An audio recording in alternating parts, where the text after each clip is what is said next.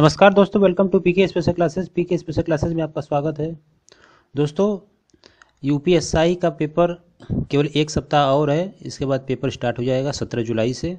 दोस्तों, लास्ट में आखिरी सप्ताह में क्या पढ़े और क्या ना पढ़े, सभी कैंडिडेट के मन में यही होता होगा कि आखिर अब आखिरी सप्ताह बचा है तो क्या इसमें पढ़ा जाए और क्या छोड़ा जाए। तो चलिए दोस्तों, पहले इस पर एक नज़र डालते हैं कि इसका सिलेबस क्या है, फिर डिस्कशन करेंगे कि क्या पढ़ा जाए और क्या छोड़े।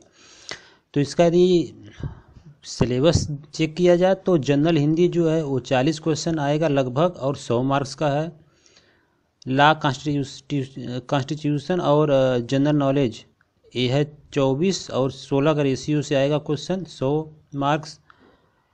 न्यूमेरिकल और मेंटल एबिलिटी टेस्ट 40 क्वेश्चन और 100 मार्क्स।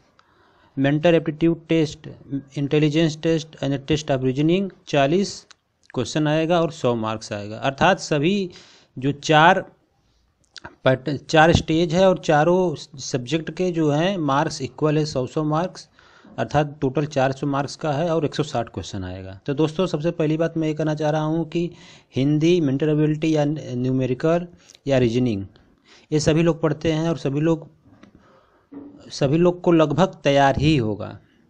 अब आते हैं जो नया सिलेबस इसमें आया है, वो आया है ला मूल विधि। मूल विधि मैक्सिमम लोगों को समझ में नहीं आती है और प्रॉब्लम ये है कि ये पहली बार पढ़ा भी जा रहा है, जैसे आईपीसी धारा, सीआरपीसी धारा।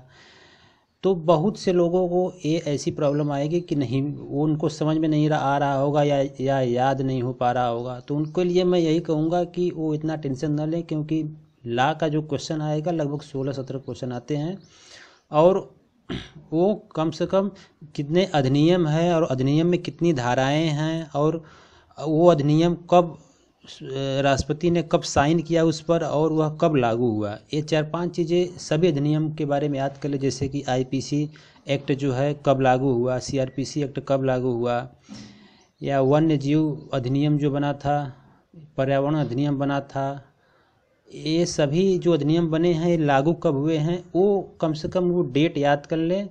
और जो बची जो धारा की बात, आईपीसी धारा हुआ या सीआरपीसी धारा हुआ, तो धारा से क्वेश्चन अब चूँकि समय कम है तो धारा याद नहीं कर पाएंगे, कोई भी नहीं याद कर पाएगा। तो जो मूल धारा है, लगभग 10-20 जो धारा मूल है, जो मैंने पिछले वीडियो में बताया है, जिसमें बताया है कि वो मोस्ट इम्पॉर्टेंट धारा है, उसको याद करने के लिए मैंने बताया था, तो उसको आप लोग याद कर सकते हैं। इसके बाद यदि नहीं याद होता है तो उसको छोड़ दे इस बार, क्योंकि अब ला का क्वेश्चन 16-17 आएगा। ला के क्वेश्चन के चक्कर में और सारे जो भी सब्जेक्ट है वो प्रॉब्लम हो जाएगी, क्रिएट हो जाएगी उसमें। इसलिए आप जनरल हिंदी पे फोकस करें, क्योंकि जनरल हिंदी टोटल 40 क्वेश्चन आएंगे और ये बहुत ही इम्पोर्टेंट अहम रोल निभाएगी हिंदी।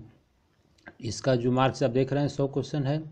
चलिए ला का क्वेश्चन छोड़ देते हैं, लगभग फिर 16-17 क्वेश्चन आते हैं ला का, जो मूल विधि से है, और उसमें 5-6-7 नंबर भी आ जाते हैं। तो आप कॉन्स्टिट्यूशन से अर्थात संविधान से अच्छा खासा कवर कर सकते हैं और जीके से।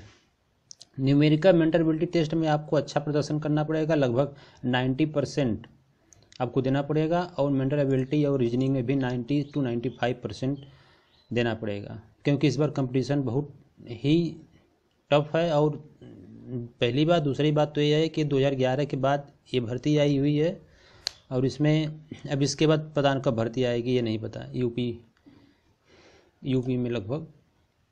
तो आखिर में यही कहना चाहूँगा दोस्तों कि आप हिंदी पे अधिक फोकस करें, क्योंकि एक सप्ताह बचा हुआ है। जीके पे फोकस करें।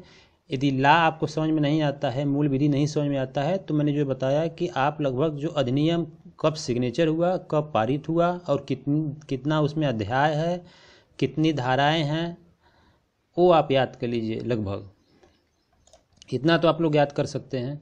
इसके बाद संविधान तैयार ही होगा, कोई इसमें दिक्कत नहीं थी। संविधान तैयार नहीं तो उसको संविधान को आप तैयार कर लीजिएगा, क्योंकि संविधान और ला, यदि आप ला में कुछ प्रॉब्लम होती है तो आपका संविधान जो सब्जेक्ट है वो अच्छा होना चाहिए।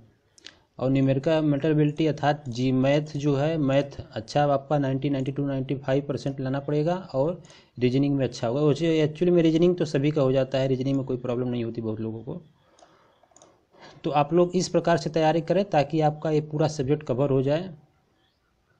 तो दोस्तों, अभी मैं 2-3 वीडियो और अपलोड करूँगा जो यूपीएसआई एग्ज़ाम के लिए रामबाण का काम करेगा, और उसमें मैं छोटा छोटा प्रश्न उठाऊंगा, जैसे लॉ का हुआ, कॉन्स्टिट्यूशन का हुआ और जीके का हुआ, क्योंकि लॉ में और कॉन्स्टिट्यूशन में बहुत ही प्रॉब्लम हो रही है बहुत ही कैंडिडेट को।